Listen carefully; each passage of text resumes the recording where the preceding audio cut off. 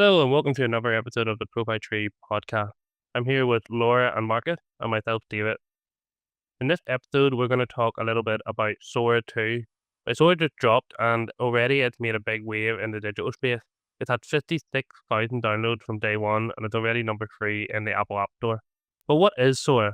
Well, in this video and that episode, we hope to cover what exactly Sora is and some of the ethical and IP law implications of it as well. So to start, I want to just give you a bit of background into what Sora is exactly. So Sora is OpenAI's new video and audio generation model, and it offers better physics, synchronized audio, which is probably the big one that you're seeing in your timelines on X and probably social media like Instagram. But one of the things that they've done differently this time is they packaged it into an iOS app. So it has this sort of TikTok style vertical video feed. So they're trying to get more into that social aspect as well. Because OpenAI, at the forefront is used by a lot of businesses, but I think they're trying to get more into the social space as well. So that's kind of what we're talking about today, is about Sora 2. So I don't know if you two yourselves have seen Sora 2 or have seen people use it in your social feed. I haven't actually seen it on my social feed come up, but obviously done a bit of digging this week. And yeah, it is pretty interesting. I mean, obviously the video generation has been around for a while in terms of AI tools, but I think this one is kind of just taking it to the next level in terms of how almost perfect it is. I mean, OpenAI have said themselves that it's more, they sort of packaged it as more physically accurate, realistic, and much more controllable than previous systems. And I saw an article by NBC that said Sora 2 is thrilling and alarming the internet. And I think that's probably a pretty good explanation of it because it is incredible, but it's also at the same time quite frightening. It's quite common with these new AI tools that they tend to split people a little bit down the middle. So hopefully we can discuss a few of the pros and cons, or the things to be wary of, I suppose, might be the better way to put it. It will be the typical kind of AI concerns as far as ethics is concerned, particularly with if you're generating videos or even imagery as well. But yeah, we'll get to that shortly. But yeah, it's been a very, very popular release. The initial version, Sora 1, I believe, released in December of last year. So Sora 2 there just had come out in September. And yeah, as far as how you use it functionally, as David said, the app is going to make it a hell of a lot easier for people to use. Essentially, it'll just generate any of its output based off of text prompts as any other will. Essentially, you'll then get a video from anything from 1 to kind of 20 seconds long. I believe with some of their packages, there'll be some leeway there depending on what kind of plan that you have. And yeah, it'll create videos at 1080p based off of text prompts. You'll have different styles that you can choose for it, from photorealistic, animated, cinematic, stylized. There'll be a bunch of different types of variations.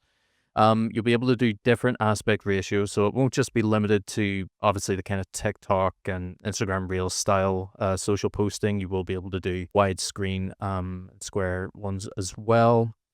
And it'll also give you a couple you can get variations of the same prompt as well, just so you can get different options. There's a few advanced features as well for things like storyboarding, camera controls, image to video, so that you can animate static images, and even modifying existing video footage as well. So a heck of a lot of tools to get through. And yeah, we've only probably skimmed the surface so far with what can be done with it.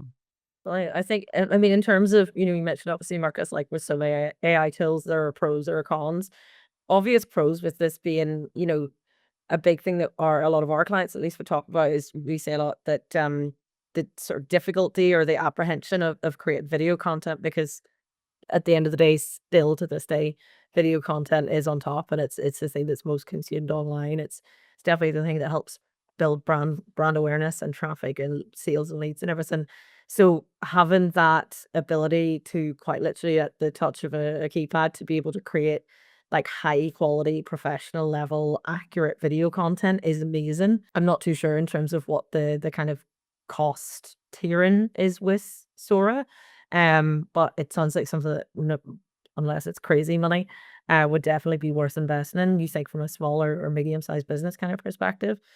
So that's massive, being able to style things exactly how you want. And again, it's going to take, the better, like with any AI, the better the prompt, the better the output. But I think it's really interesting to see. Any other pros off the top of your heads that you're thinking this is going to be great for businesses or? Well, just on the pricing, so at the minute, Sora is free. There's like obviously generous limit, but they do have a limit, but it's free to users. And then if you're a ChatGPT Pro user, which is about $20 a month, you get more limit there. So it is very affordable, and the fact that they have a free tier is crazy for this sort of thing because, whatever you think about like generating a video completely unique to what for your needs, you don't think that would be something that they would offer for free. In terms of the only issues I'm having with at the minute, personally, I don't know about you guys, whenever I'm using social media, it's already bad enough with, fake content. Is this real? Is it not real? And then now with this, because it has video and audio, so now and some of them are like, at first glance, you really, really wouldn't know that it was generated. Even like small things like, getting caught with, like I thought Adele was doing the Super Bowl. It turns out she's not. That's fake news apparently, and it's Bad Bunny. But just like things like that, you just get caught out with the video. So I think that's a big problem. And then the other thing as well, just to throw out there, is I feel like a lot of these AI companies are doing, the ask for forgiveness later. So kind of just, use all the data everywhere, and then ask for forgiveness after, which is easier.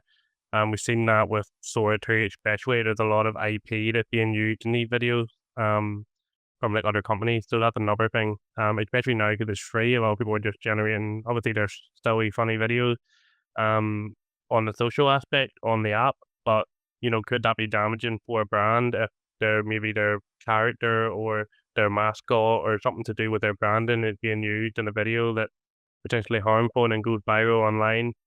It is a simple thing, but it potentially could have implications that could affect that business in the long term. So, I think those are the sort of things that, like Sora 2 as a concept for like, the everyday person that's maybe using it, like great. It's like TikTok, you can create videos. It's kind of fun. It's almost like kind of like a playground just for creating and being creative. But then obviously, there's obviously going to be a few bad apples or people that are maybe going to use it for nefarious reasons or to spread fake news or to maybe generate something that's not, for fun, to be harmful to a business or a brand or to a person. So, again, I know there's a lot to digest there with what I just said. But Okay. I think there's good side to it and there's bad side to it. Like obviously it's growing massively in the App Store, I think shows that like there is probably a lot of young people out there that are just using it for the fun aspect or the memes aspect, creating memes. But yeah, I don't know. It's one of the ones where like with ChatGPT, I'd be very openly like, oh, I would recommend using it, Whereas Sora is a bit more, I don't know, I would take it with a grain of salt. If you're doing it for something basic, like maybe you need a bit of B-roll on your video, or you want to maybe storyboard an idea, that's one of the really good features of it, is you can sort of get a storyboard for a video. I think it's good for those sort of things, but I would be careful just because, again, with the IP laws, you don't know what content's been used to generate it. I know now it's fine, but it could be a problem down the line. That you made a good point about obviously the issues around fake content, but I think a lot of the consideration there is based on the context. Um, is the content that I'm consuming, is it AI or real? And it's like, well, if it's funny, does it matter? But yeah, it's about what it's trying to tell us. Is it informational? Is it political? Is it about social issues? Or is it just a bit of crack and it's, a cartoon character that's being put in a hilarious position? I think like you guys were saying earlier today, it seems like OpenAI are almost baiting Nintendo. It feels like they're thinking, let's just take the hit of the legal fees because it is it in a sense though the amount of PR that they get out of doing things like this is it almost worth the cost and of them getting sued. I don't know. What are your thoughts? Oh yeah, any even bad news is good publicity. Well, I mean, we'll see.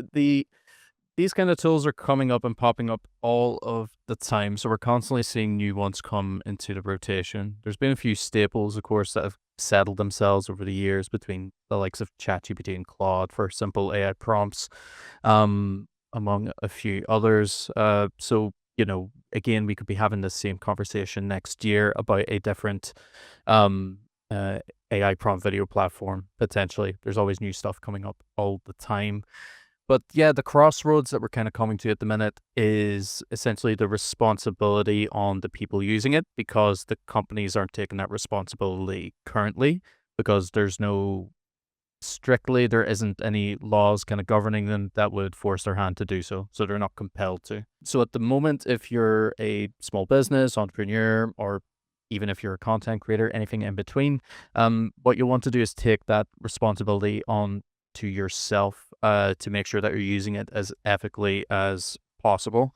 Now, the lines for that obviously are not so clearly defined, and I don't know if they ever will be. But essentially, yeah, you'll want to essentially just consider, okay, yeah, who owns the AI generated video? Things that you make there, could it be using assets from someone else? It might be. So be careful of exactly how you're going to use this for your brand. You'll want to have a think about, if you should disclose that you're using AI generated content in that case. That'll give people a little bit more peace of mind, at least if you clarify that you're doing so. You'll definitely want to avoid some of the pitfalls that we talked about as far as, creating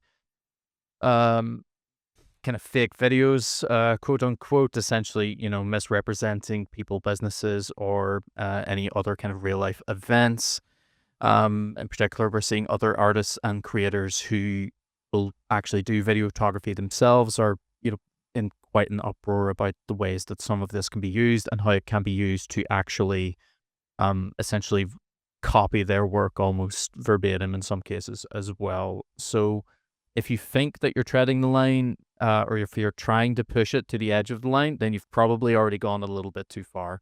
Because for small businesses, like, there's so much potential with it as far as being able to output content that otherwise would, potentially need a full kind of videography crew and lots of planning and lots of costs associated along with that. So small businesses, entrepreneurs, content creators, or anyone needing a good volume of content to put out on a daily basis, it'll give you a good amount to work with. If we want to look at a kind of use case scenario, even maybe for someone like us, I'm self a web developer along with David. Let's say we need a background video for a homepage. We could go digging for a stock image, easy enough. It'll cost a decent little bit for a paid one. If you're lucky, you'll find a free one that fits the bill. And if you wanted to go and shoot something, then you're looking at even higher costs. Whereas now with Sora, you could easily get a background video in place. That would be a decent use of it. We would just make sure to be careful on any use of branding, avoid any likeness to people or other branding. And yeah, a background video would be simple enough. It's just going to be sitting there. It's not going to be as upfront. In that case, we'd probably be not using some of Sora's kind of audio features, which is fine. But that would be a potential use case scenario. And there's plenty of others that you could do for maybe product mock-ups or for social media content as well. And yeah, any other thoughts from you guys around it? I think on the sort of legal side, so I did try to do a bit of digging, and I mean, I know it's such a massive topic, but I tried to do a bit of digging around, the kind of copyright or actual legalities of using other brands or other characters or IP within AI. And I saw an interesting quote by a law professor at Vanderbilt Law School in the States. And he said that if a machine and a human work together, but you can separate what each of them has done, then copyright will only focus on the human part, as in we're placing blame at the door of the human. But how do we even do that when it comes to a generative video? Is it okay? Well, the human part was the prompt, or they were trying to lead the AI, but then it's like, well, okay, but the AI is taking the prompt and then it's running with it, and it might have its own interpretation of what the human might mean, and the intention of the human could be different to what the AI received. So it just gets really muddy, doesn't it? And I think it's like you said, Marcus, proceed with absolute caution. And if you think that what you're doing could potentially be a breach of copyright, then maybe step back and try to think about how you might be able to use something differently or avoid any kind of placement or inference to other brands or IP.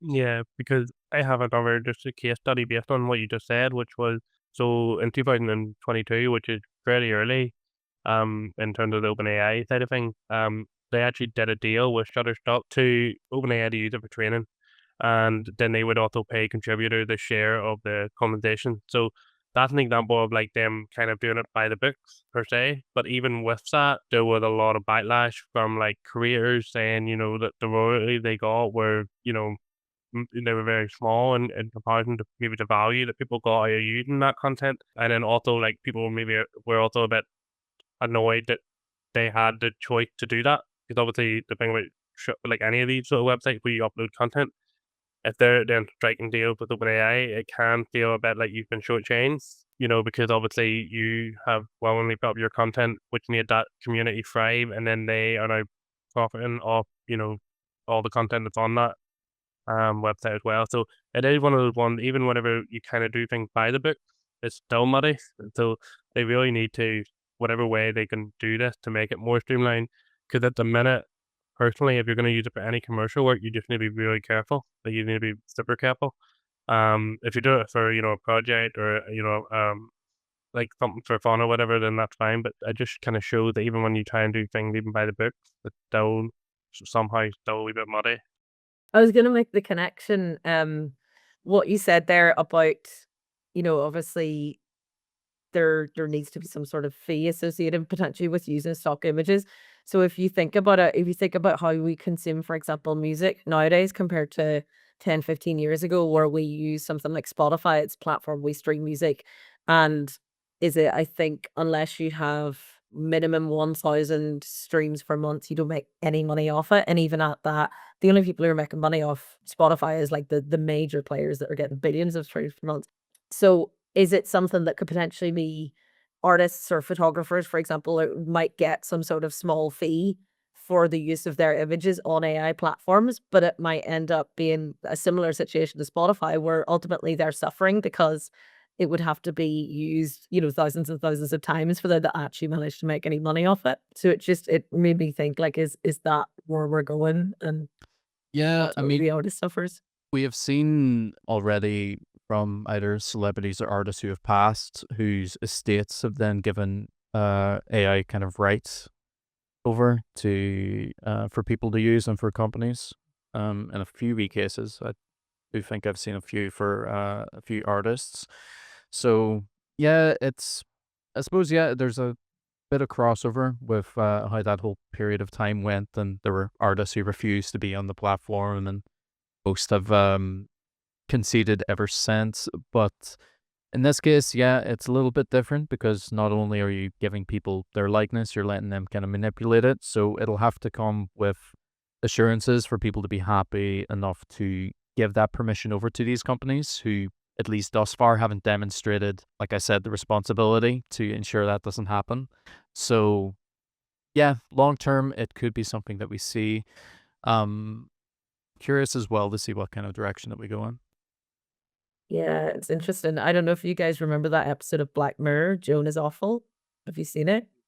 Yeah. I think it covered this really well, where Annie Murphy, you might know her from Schitt's Creek, she basically plays this woman who discovers that this streaming platform, this nondescript streaming platform, is basically developing and broadcasting a TV show that's based entirely around her life, and it's real time. So, for example, if she goes to work and has a bad day that night, if she watches a TV show, the character that is her will have a bad day, and it's kind of it gets into these kind of theoretical debates about what is okay and what is not. And obviously this is like a really like blown up version of it, but it does ask a lot of questions, and it makes you think, okay, well, what is ethical? What is too far? Um, with the internet, we have such access to things, obviously IP, and there's certain laws in place, but it's so difficult to govern and it's so difficult to enforce. Indeed, it'll all come down to ethically sourced data is what we're looking for in the end. A lot of places are not doing it. They're just letting you free for all, grab whatever you can find. Even in the case as David described, where a company got permission to use a website's data, but the users weren't aware. If I had to guess, through whatever agreements that they made, that would be on the cards whenever they would have originally uploaded their video content to the site for general distribution, that it may then be used as training data for AI. So again, it's better, but not necessarily perfect even in that instance either. Will not make perfect the enemy of the good immediately.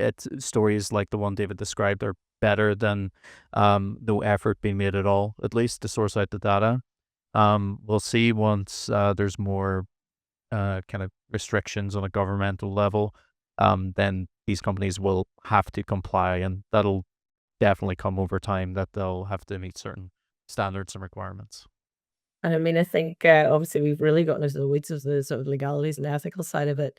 But to end on a bit of crack, some of the videos are brilliant. I'm loving the like sort of Pokemon versions, reimagined Pokemon versions of movies. I don't know if you saw the trailer for Receiving Private Pikachu, but it's great. Would highly recommend. So I suppose to summarize then, Sora 2, amazing. Great to see something like this come into the market.